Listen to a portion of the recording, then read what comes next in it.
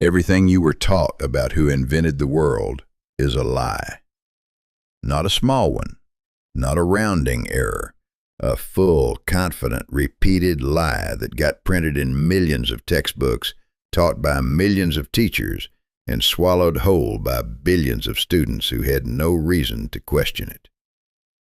And here's the thing that really gets me. The people who got erased were not obscure. They were not working in secret. Their ideas were documented, used, and in many cases sitting in plain sight for centuries. The wrong names just had better timing, better connections, and better access to the people writing the official version of events. I spent a long time digging into this, and what I found did not make me feel smarter. It made me feel genuinely cheated. Because the gap between what happened and what we were told happened is not a footnote. It is the whole story. So let me tell you the real one, or at least the beginning of it. Because we are going to go through case after case where the celebrated name got the credit and the actual mind behind the idea got a paragraph nobody reads. And by the time we are done, you are going to look at every invention, every discovery, every so-called breakthrough moment in a completely different way. Not with cynicism, with clarity. Because understanding who actually came up with something first is not just a history lesson. It is a lesson in how power works, how stories get chosen, and how the people doing the choosing always seem to end up on the right side of the record.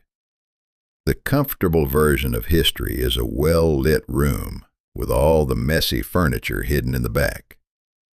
We are about to open that door, and the first thing behind it is going to surprise you, because it involves something you probably interact with almost every single day without ever thinking twice about where it came from or how old the idea really is. If this is the kind of thing that makes your brain light up, do me a favor and subscribe. Leave a like. It genuinely helps more people find these stories, and that matters. Now, think about the last time you walked past one of those machines in a hallway or a waiting room. You know the ones. You put something in, press a button, and something comes out.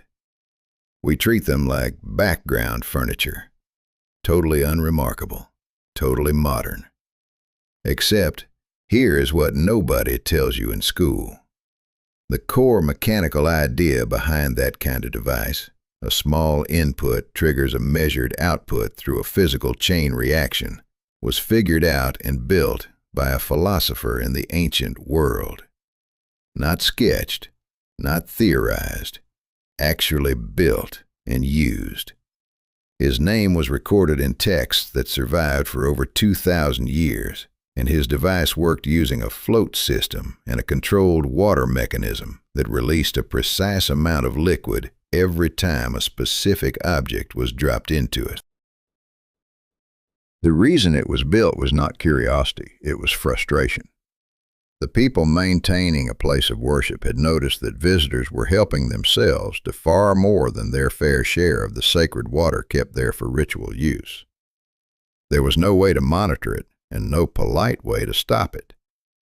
So this man built a machine that did the monitoring automatically. You give it something of fixed value, it gives you back a fixed amount. No more, no less. No human required to stand there and watch.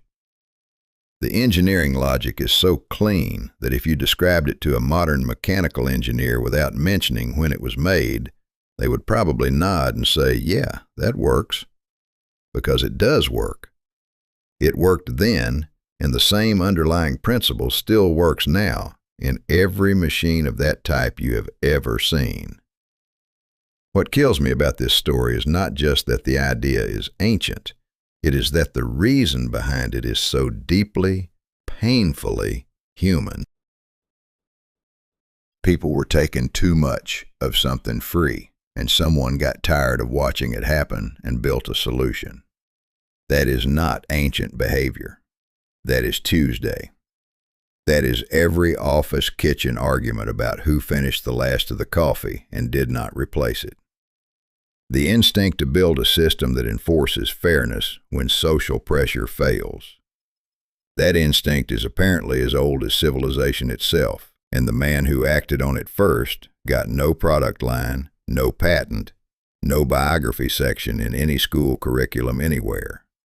He got referenced in a surviving manuscript and then quietly forgotten, while the modern version of his idea made other people very wealthy. But that is just the beginning of this pattern, because the further back you look, the more you find that almost nothing we call a modern invention was actually invented when we think it was. There is a statue standing in a well-known public square honoring a man who arrived somewhere roughly 5 centuries after other people had already built roads there. I am not exaggerating. The civilization that was already living in that place had trade networks, architectural systems, agricultural methods, and, yes, actual maps. Their maps, in some cases, were more geographically precise than anything the celebrated explorer carried on his ship. But he had something they did not. He had a flag, a royal mandate, and a scribe traveling with him whose entire job was to write down everything the explorer did in the most flattering possible terms.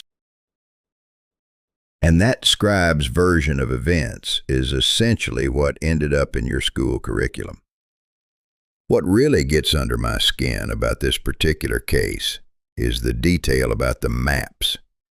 Because when researchers started comparing the navigational knowledge that existed among the local people before any outside explorer arrived, the sophistication of it was genuinely stunning.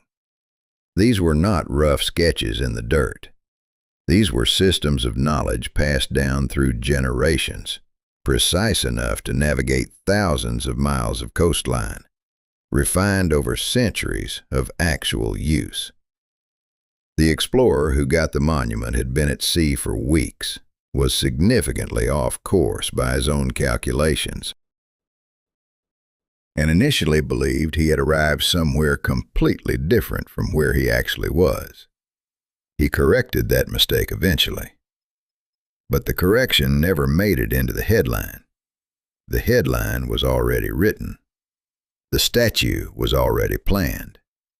And the people whose knowledge actually made the region navigable got classified in the official record as the people who were discovered, not the people who knew exactly where they were the whole time. That reframing, that quiet linguistic trick of turning the people with the deeper knowledge into the passive objects of someone else's story, that is one of the oldest tools in the history of history itself. And once you notice it, you start seeing it everywhere.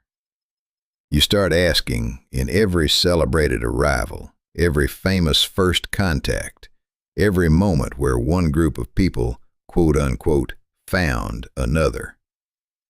Who actually knew where they were, and who was just lucky enough to get there with better writing equipment? And speaking of the wrong person getting permanently attached to something they barely touched, there is a story about a common household object that I promise you have used today without thinking about it once. And the man whose name is essentially synonymous with that object in popular culture had almost nothing to do with creating it. He was a tradesman, a skilled one. He ran a successful business in his field, and he genuinely understood the mechanics of what he was selling. But the working version of the thing he is famous for had already existed for close to 300 years before he was born. 300 years. The actual inventor built it not out of necessity, but out of something closer to theatrical mischief. He was a writer, a wit. a man who moved in powerful social circles and found the whole thing slightly absurd and funny. He created it as a kind of elaborate practical gift for a patron who was powerful enough to appreciate the joke and secure enough not to be offended by it. The patron used it, found it amusing, but never pushed to have it widely adopted because the social environment around her found the whole concept a bit too strange and forward-thinking for the time. So the invention sat. It existed, it worked, and then it waited. It waited nearly 3 centuries, during which time the world slowly caught up to an idea that had already been solved. And then a tradesman with good business instincts and a recognizable name came along, commercialized a refined version of the same basic concept, and through the entirely mundane mechanics of market success, became the person history decided to remember. The original inventor got one mention in one text that most people have never read. The tradesman got something far more permanent. He got language itself. His name became the word people use casually, without thinking, all over the world. And the actual inventor, the one with the wit and the audacity to build something 3 centuries ahead of its time, became a footnote so small you need a very specific kind of curiosity to ever find it. That pattern, credit drifting toward commerce and away from creation, is something we are going to keep seeing, because it turns out this is not an accident of history. It is almost a system. People were dying from a preventable disease while the establishment argued about whether the cure was real. That is not a metaphor. That is exactly what happened. And the part that makes it genuinely hard to sit with is that the cure was not some untested theory dreamed up in a laboratory. It was a practice that had already been working reliably in multiple parts of the world for generations before Western medicine ever acknowledged it existed. Travelers had seen it. Some of them had written about it in careful detail. A few had even tried to bring the knowledge back with them and introduce it to their own communities. And the response they got was not curiosity. It was not interest. It was open hostility from the very institutions that were supposed to be in the business of saving lives. The practice involved deliberately introducing a mild form of a disease into a healthy person so that their body could build resistance to the severe version. The logic is clean. The results were documented. Communities that used it had measurably lower rates of serious illness and death during outbreaks. This was not secret knowledge. It was just knowledge that came from the wrong place, spoken in the wrong language, practiced by people the establishment had already decided were not qualified to have discovered anything worth knowing. So when advocates tried to introduce it, the pushback was fierce. They were called dangerous. They were accused of spreading the very thing they were trying to prevent. One woman who had observed the practice during her time living abroad and came back genuinely convinced of its value, spent years trying to get anyone with institutional power to listen to her. She described what she had seen in letters, in conversations, in every setting she could access. The response was mostly silence or dismissal. She did not have a title in medicine. She was not the right kind of person to be taken seriously on a scientific question, regardless of what she had witnessed firsthand. Eventually, the practice did get adopted, slowly, reluctantly, with enormous resistance at every stage.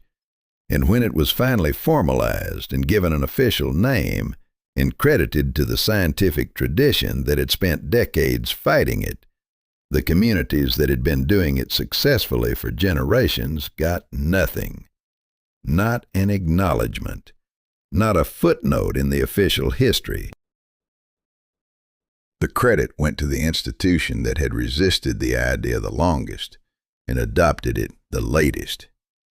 That is a specific kind of cruelty that does not require any dramatic villain.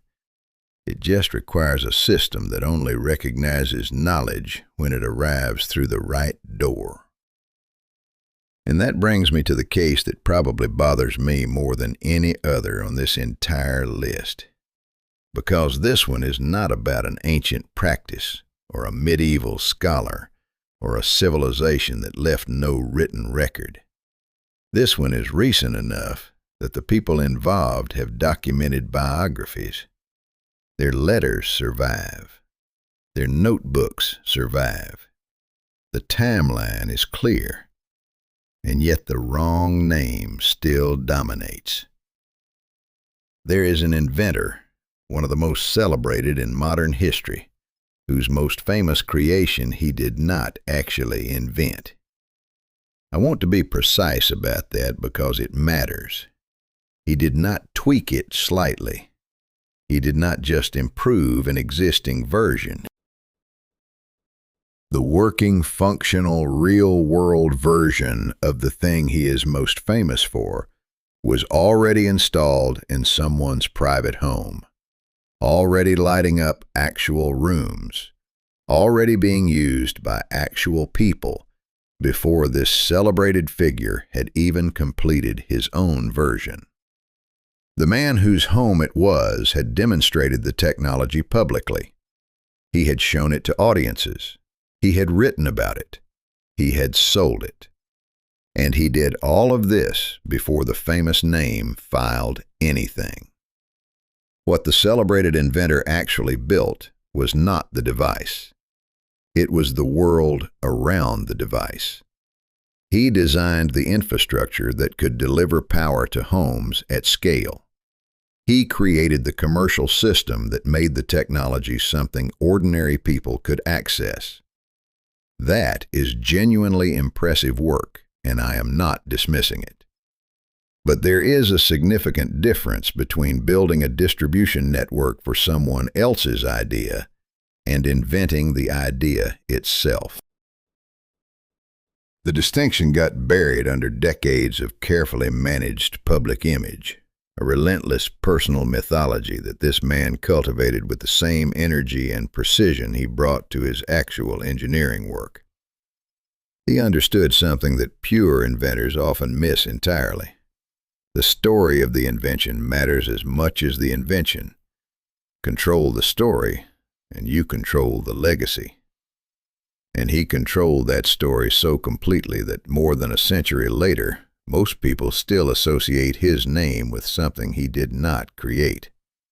The actual creator became a name you have to go looking for. And the next case we are about to get into is somehow even more deliberate than that.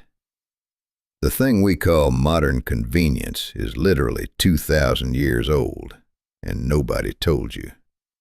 Not a rough version, not a primitive attempt. A fully functional, daily use, citywide system for getting hot food fast that operated across an entire urban civilization long before anyone alive today was born. I kept coming back to this one because it breaks something in your brain when you really sit with it. We walk around feeling like speed and efficiency and grab-and-go culture are things our generation invented out of necessity.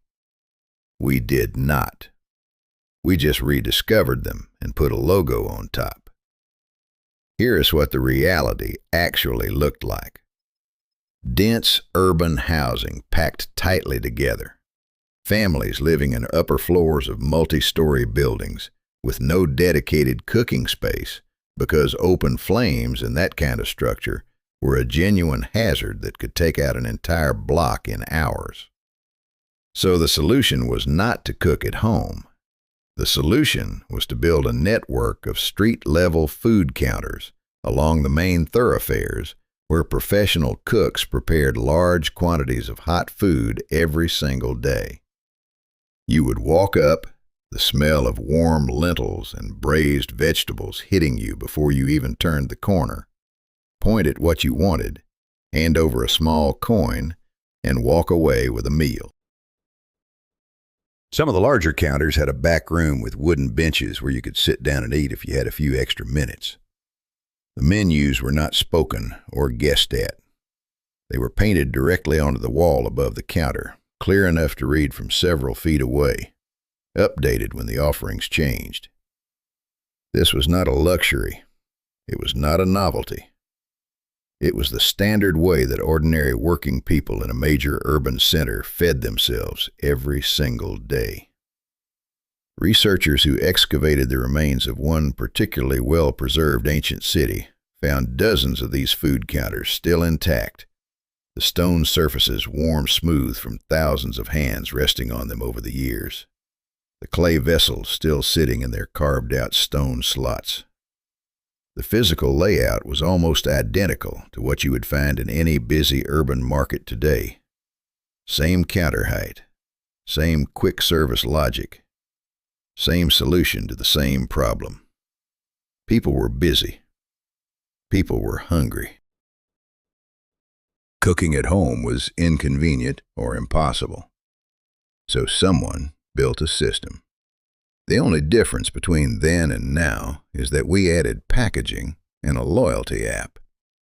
The impulse, the logic, the execution, all of it is ancient. And the next case goes even deeper into that idea, because it involves a technology we think of as purely modern, something that feels like it belongs to steel and warfare and the 20th century. And it turns out, someone built a working version of it centuries earlier, using nothing but wood, leather, and a group of very committed people willing to sit in the dark and row. What I am about to describe sounds like something a slightly unhinged engineer would sketch on a napkin after too much coffee. But it was real. It was tested. It worked. And the person who built it demonstrated it not in secret, not in a controlled military environment, but on a public waterway in front of witnesses, including someone with significant political power who voluntarily climbed inside and went for a ride. The vessel was built from a wooden frame shaped roughly like a long, shallow boat. The outside was covered in treated leather, sealed tightly enough to keep water out at shallow depth. Inside, along the length of the hull, sat a row of people whose entire job was to row. No engine, no propulsion system, just synchronized human effort pushing the vessel forward through the water while the sealed hull kept it just below the surface. The darkness inside must have been almost total. The sound would have been strange, muffled. The creak of wet wood, the rhythmic splash of oars moving through water, the breathing of the people sitting shoulder to shoulder in that confined space. And it worked. The vessel stayed submerged, moved in a controlled direction, and came back up. The inventor had also worked out a system for keeping the air inside breathable during longer journeys, a detail that shows this was not a stunt or a one-time experiment, but a genuinely engineered solution to a real problem. Now here is the detail that I find almost impossible to get past. A sitting head of state, someone with access to the best technology and scientific minds of the time, chose to get inside this strange sealed leather vessel and go underwater. Not because they had to, not for any military or political reason. Pure curiosity. The pull of the unknown was strong enough that one of the most powerful people alive at that moment decided that going somewhere no human was supposed to go was worth the risk. That detail tells you something interesting about human nature that goes beyond the history of technology. The desire to push past the boundary of what is considered possible is apparently not a modern personality trait. It is something much older and much more fundamental than that. And the military, which eventually caught up to this idea a couple of centuries later and turned it into a weapon system, got all the historical credit for a concept that a civilian inventor had already proven worked. The pattern keeps repeating, and the next version of it is going to involve someone who held a title that history later decided not to count. The first person to hold one of the most powerful political titles in modern history has been completely erased from the record. And the scary part is that the erasure was not accidental. It was a definitional trick, a quiet rewrite that did not change the facts, but changed the frame around them just enough that the earlier holders stopped counting. Here is what actually happened. Before the version of the governing system that everyone recognizes today, there was an earlier version. A looser, more fragile structure that held things together during the most uncertain and dangerous period of a young nation's existence. That earlier structure had its own leadership, a presiding officer elected by the governing body, given a formal title, serving a defined term, making real decisions that affected real people. Not a figurehead, not a ceremonial role, an actual functioning head of a governing assembly at a moment when the whole thing could have collapsed at any point. Several men held that position in sequence. They showed up. They did the work. They kept the institution running during years when the outcome was genuinely uncertain and the pressure from every direction was immense.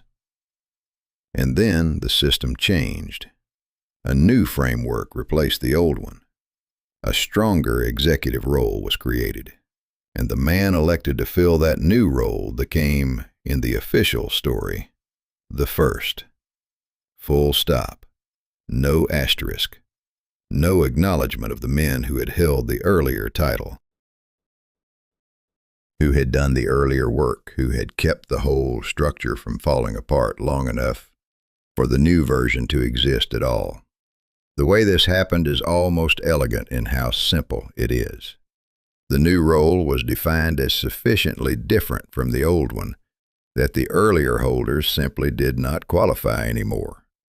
The definition of the title shifted, and in shifting, it retroactively erased everyone who came before. The man celebrated as first did not campaign for that erasure. He did not need to. The institutional momentum did it automatically. New system, new rules, new starting line. The people who ran the race before the starting line was moved got reclassified as something that did not quite count. And the history books printed the new version so many times that the old version stopped feeling real. What I find most unsettling about this particular case is not the erasure itself.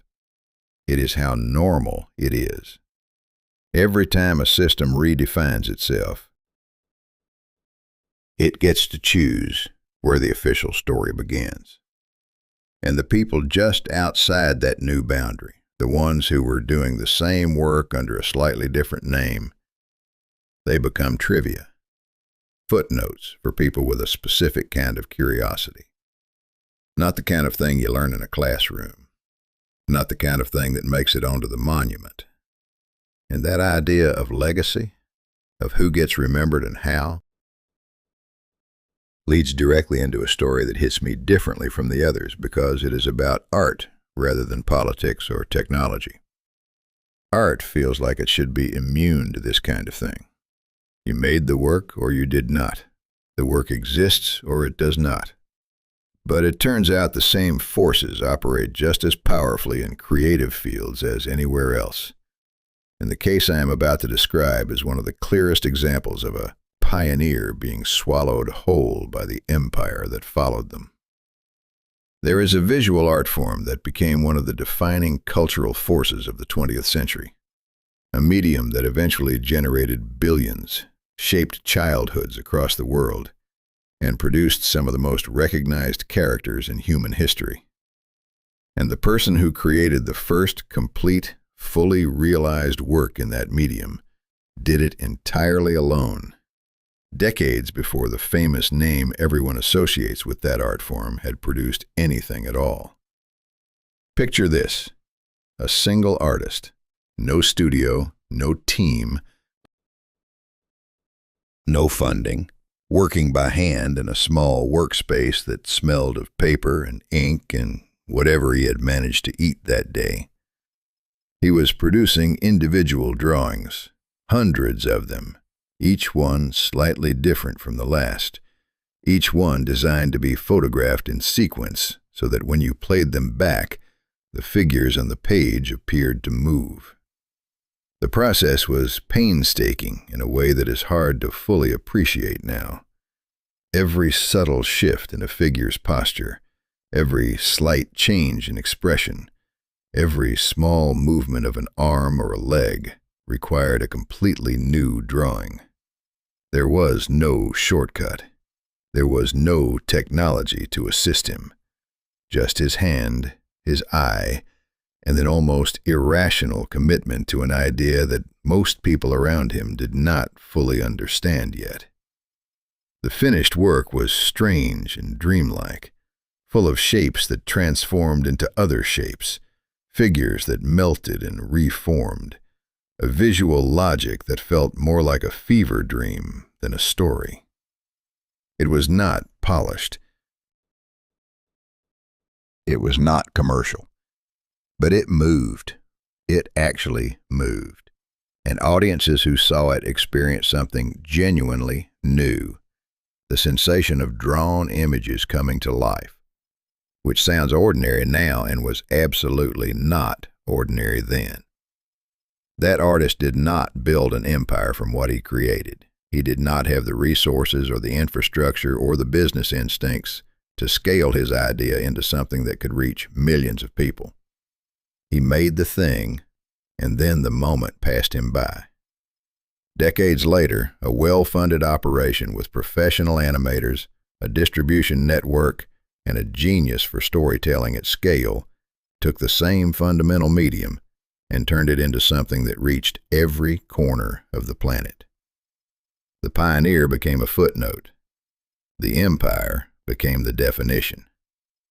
And the next story in this sequence is going to show you that even the most dramatic, most symbolically loaded inventions in history are not immune to exactly the same pattern. One of the most symbolically loaded devices in all of human history carries the name of a man who never built it, never designed it, and by most accounts, never wanted his name attached to it in the first place. That detail alone should stop you cold. Because we are not talking about a minor invention or a forgotten tool. We are talking about something that became the defining image of an entire era. A symbol so powerful, it still appears in artwork, film, and political discussion centuries later. And the man it was named after was a physician and an advocate, not an engineer. He stood up in a governing assembly and made a case for a more humane approach to a practice that the state was already carrying out. His argument was essentially ethical. If this is going to happen regardless, then the method should minimize suffering. He was not proposing a new technology. He was lobbying for a better version of something that already existed. The actual design was done by others, an engineer and a surgeon working together, drawing on mechanical principles that had been in documented use across multiple countries for centuries. before anyone in that assembly room was born. There were versions of the same basic mechanism operating in England as far back as the medieval period. Scotland had its own variant that functioned on identical principles and had been used regularly for generations. The heavy blade, the vertical drop, the weighted release. None of those elements were new. What was new was the political context and the formal adoption by a government that wanted to present the whole thing as a modern, rational, enlightened solution. So they gave it a name, and the name they gave it was not the engineers. It was not the surgeons. It was the advocates, the man who had simply argued that people deserved a less painful experience.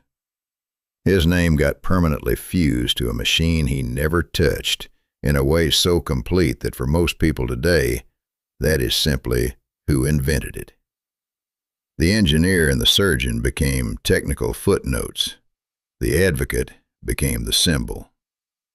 And I keep thinking about what it must feel like to have your name attached forever to something you had almost nothing to do with creating, especially something that carries that much historical weight.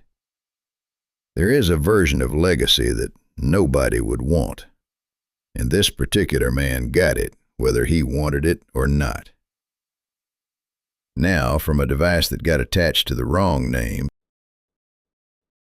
we move to a device that got attached to the wrong century entirely.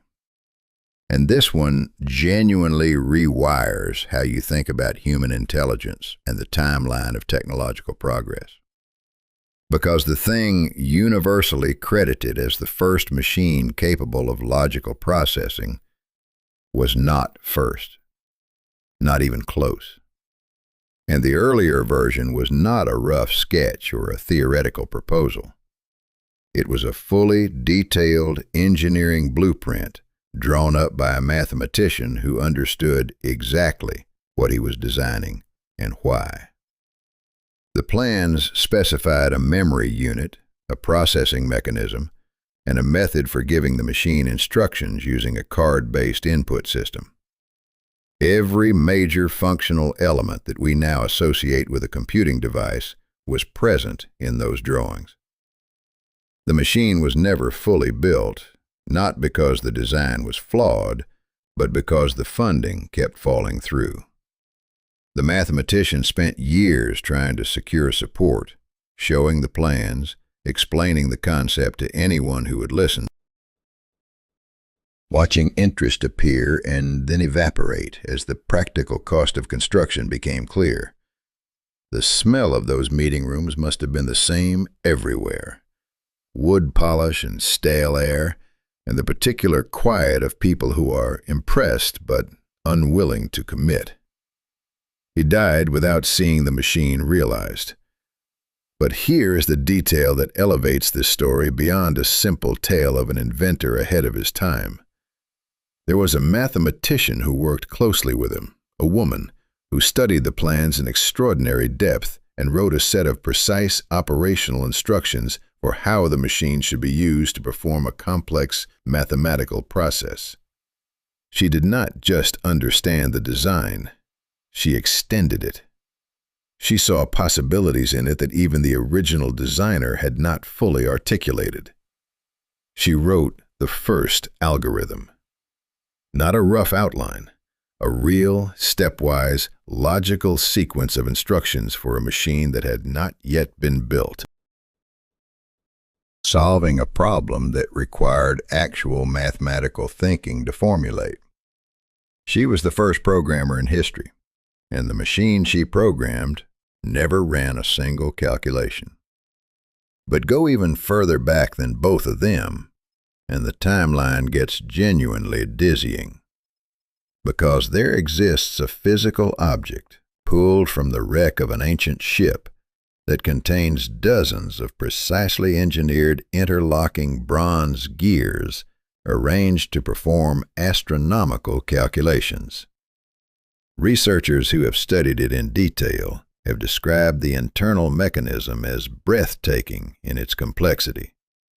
It could track celestial movements, predict specific astronomical events, and process multiple variables simultaneously through pure mechanical logic. It was built by human hands, without electricity, without any of the theoretical frameworks we associate with computing, and it worked. When you hold that alongside the blueprint that was never funded and the algorithm that was never run, you start to see that the story of human intelligence is not a straight line moving forward. It is something much stranger and much more impressive than that. And the next story is going to show you exactly how that pattern plays out when the stakes are not a machine, but a human life. A man built one of the most important communication devices in modern history, used it every single day in his own home, and then lost everything because he could not afford a $10 fee. Let that land for a second. Not $100, not $1,000. $10 stood between a working inventor and the legal protection of an idea that would go on to reshape how every human being on the planet communicates. The story of how that happened is not dramatic in the way you might expect. There was no confrontation, no obvious villain twirling a mustache, just the slow, grinding pressure of poverty wearing down a man who had already done the hard part, the actual inventing, and simply could not find the money to keep the paperwork alive. He was an immigrant, living in a modest house, working in a small workshop attached to his home. His wife was seriously ill and mostly confined to a room upstairs. The distance between his workshop and her room was not far, but far enough that checking on her constantly interrupted his work. So he solved the problem the way inventors solve problems. He built a device that let them speak to each other across that distance.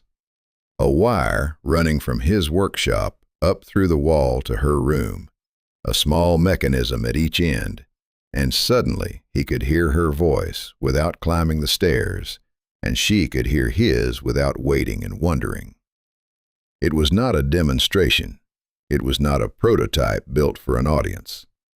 It was a practical solution to a daily problem, built and used and refined through actual everyday life. That is a different kind of invention from something built in a laboratory for an investor presentation. That is an invention born from necessity and love, tested in the most honest environment possible, a real home with a real problem that needed solving every single day. He eventually tried to formalize the idea legally. He filed the necessary paperwork to establish his claim, but the full protection cost more than he could manage.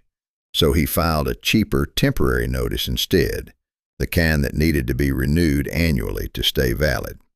He renewed it as long as he could, and then a year came when he simply did not have the money. The notice lapsed. His physical working models, which he had placed in storage at a research facility used by multiple inventors, disappeared. Shortly after that, another inventor, better funded, better connected, working in that same facility, filed a full patent for a voice transmission device. That patent was granted, that name went into the history books, and the man with the workshop and the wire running up through the wall to his wife's room became a footnote so small that most people have never heard it. Decades later, a governing body formally acknowledged that the credit had been assigned incorrectly. The acknowledgement changed nothing practical. The name on the history books stayed the same. The statue in the hall stayed the same. Justice arrived approximately 130 years too late to matter to the man it was meant for. And from a story about an inventor robbed by poverty, we move to a story about an explorer robbed by death itself. and a third figure in that story whose erasure is so complete it feels almost intentional. The famous version of this tale involves a celebrated navigator who set out to circle the entire planet and whose name became permanently attached to that achievement. Here is what the famous version leaves out. He did not finish the journey.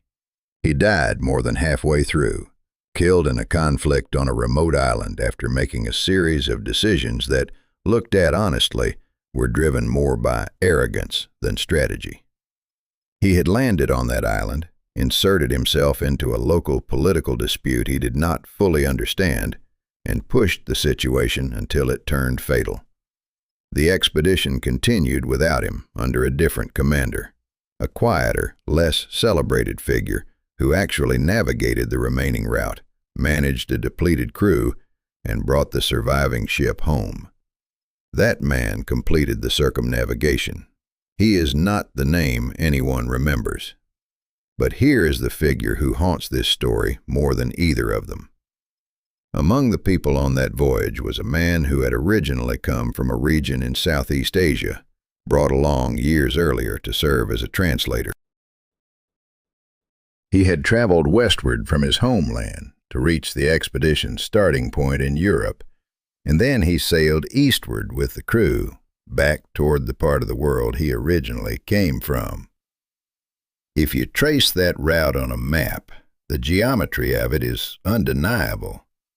He completed a full loop around the planet, not as a captain, not as a celebrated explorer, as a translator, a man whose name most people have never heard, whose face was never painted, whose story was recorded only in the margins of documents written by other people about other people. Some historians have argued his case seriously, and the logic holds. He started in one place, traveled west to reach Europe, then traveled east with the fleet back toward where he began. The circle closes. The achievement is real, and the official history gives him nothing, not even a footnote in most accounts, just the faint outline of a person in the background of someone else's famous story. What strikes me most about this case is not the injustice of the erasure, though that is real enough. It is the question of what achievement actually means when the person who achieves something has no power to make the record reflect what happened. The next story pushes that question even further.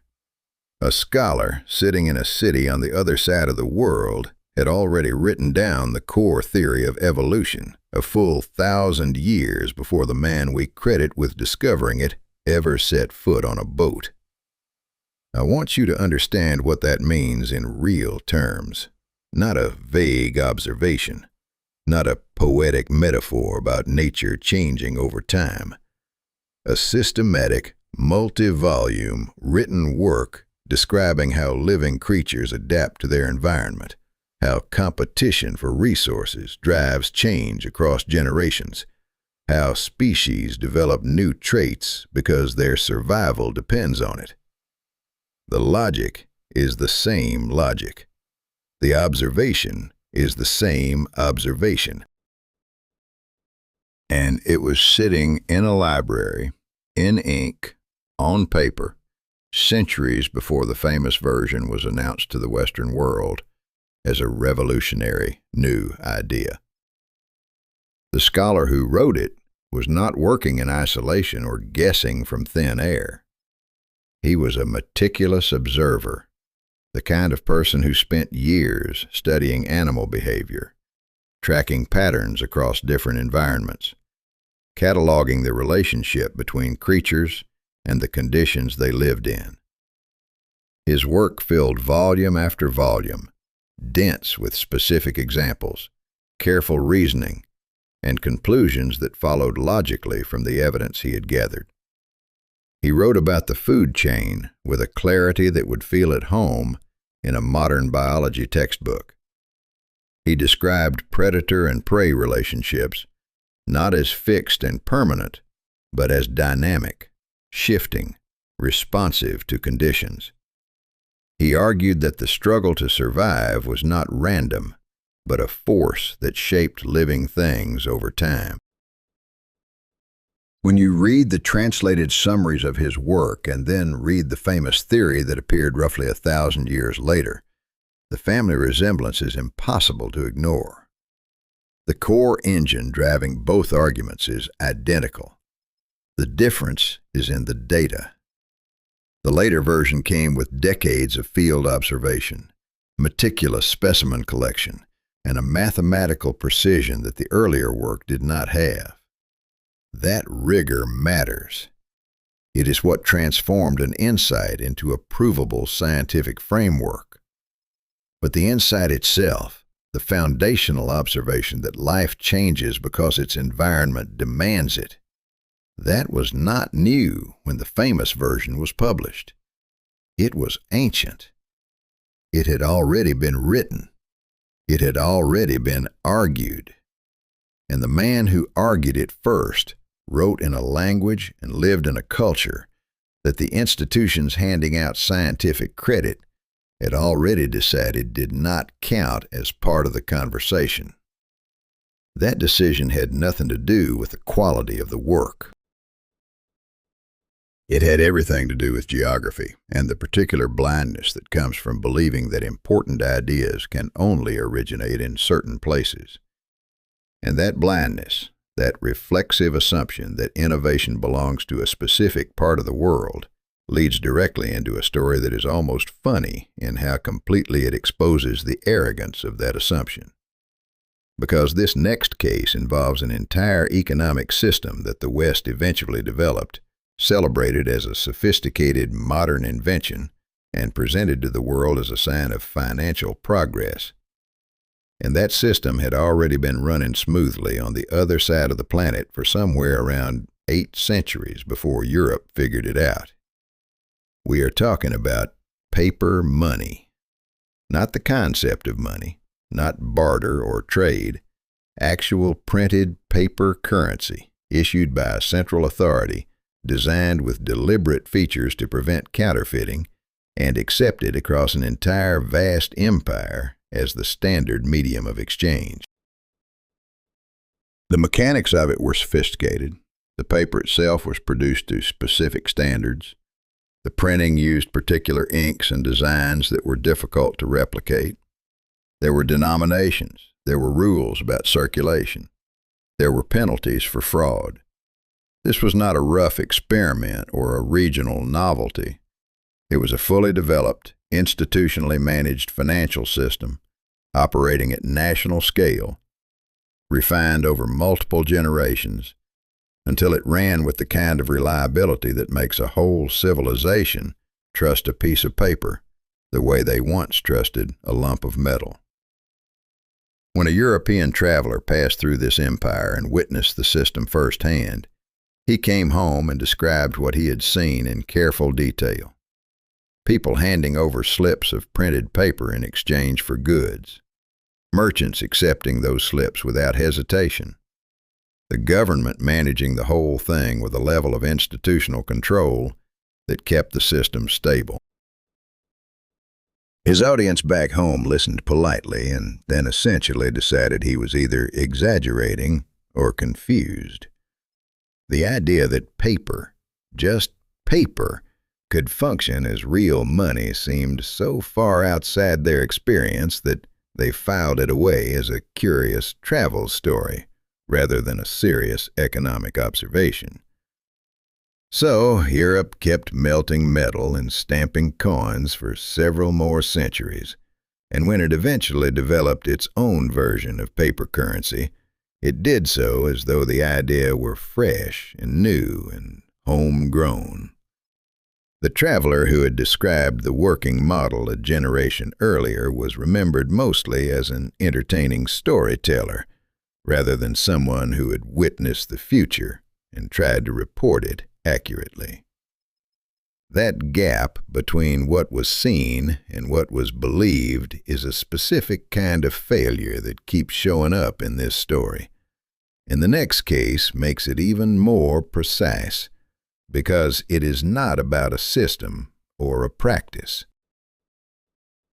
It is about a single fundamental idea that rewired how human beings understand the physical world.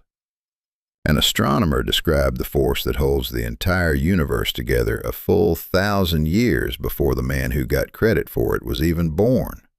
Not approximately, not in vague, poetic terms, in clear, specific, reasoned language that named the phenomenon, described its direction, and explained its effect on physical objects with a precision that should have put his name in every physics classroom on the planet. He wrote that the Earth pulls things toward itself by its essential nature. He described this pull as a property of mass, something inherent to the physical world rather than a divine or mysterious force. He worked out that objects fall not because they want to reach the ground, but because the ground is actively drawing them in. The reasoning was clean. The language was precise. And it was written down, copied, preserved, and read by scholars in his own tradition for generations after his death. The problem was not the quality of the idea. The problem was the address it came from. The institution that eventually formalized physics as a discipline and decided whose name would go on which discovery operated in a specific cultural and linguistic world. Work produced outside that world, no matter how rigorous, had to pass through multiple layers of translation, interpretation, and institutional gatekeeping before it could be recognized. And most of it never made it through. The famous version of this discovery arrived later, carried the right credentials, was written in the right language, and came packaged with a mathematical framework so precise and so powerful that it transformed the insight into something operable, something you could use to calculate trajectories and predict motion and build technology from. That mathematical framework was genuinely new and genuinely extraordinary. The person who developed it deserves enormous credit for that specific contribution. But the underlying observation, the foundational claim that mass attracts mass and the Earth pulls things toward its center, that was not new. It had a name in another language 1,000 years earlier. It had a thinker behind it who reasoned his way to the same conclusion through careful observation and logical argument. He just did not have the calculus to prove it. And without the proof, the idea floated in the archive of a tradition the record keepers had already decided not to read. So the famous name got the discovery, and the earlier thinker got a sentence in a specialized academic paper that almost nobody outside a very specific research community has ever seen. The math got the monument. The words that came first got nothing. And now we are at the end. And I want to be honest with you about what going through all of this actually feels like, because it is not simple, and it is not just frustration. There is something else underneath it that took me a while to name.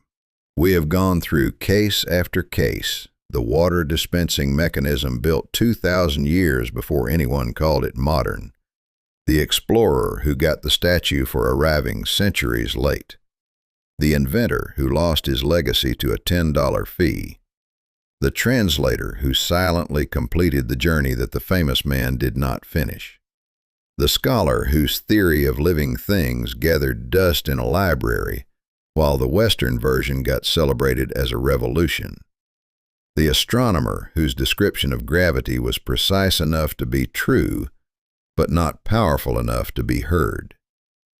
The pattern across all of them is the same. The person with the idea and the person with the credit are almost never the same person, and the gap between them is not usually filled by fraud or conspiracy.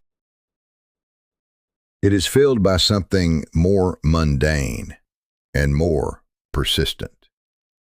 It is filled by access, by language, by institutional recognition, by the ability to place your work in front of the people who decide what counts.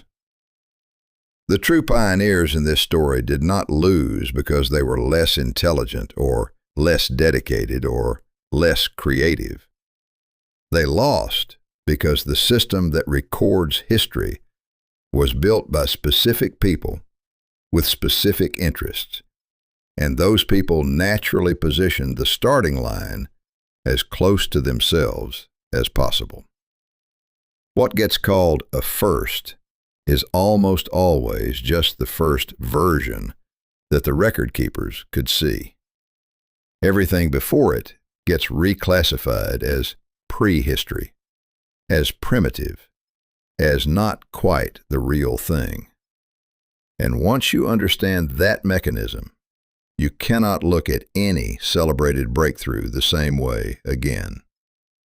Every famous invention, every legendary discovery, every name on a monument becomes a question rather than an answer. Who came before this? Who did this first in a language nobody translated? Whose workshop held the working model before the better connected version got the patent? The real history of human ingenuity is not the clean timeline in the textbook. It is a vast, tangled, multilingual, multicultural web of ideas that passed between civilizations, got lost and rediscovered, got stolen and renamed, got dismissed and then quietly adopted without credit. And most of it is sitting in archives that almost nobody visits, written in languages that almost nobody reads, attached to names that almost nobody teaches. So here's the question I want to leave you with, and I genuinely want to know what you think. If the famous names we were taught got the credit, not because they were first, but because they were loudest and best connected, then what does that tell us about the names we are celebrating right now, today, in our own time? Who is being erased from the current version of history while it is still being written? Drop your answer into comments. I read every single one. If this kind of story matters to you, hit the like button and subscribe, because there is a lot more where this came from, and the next one is going to hit just as hard.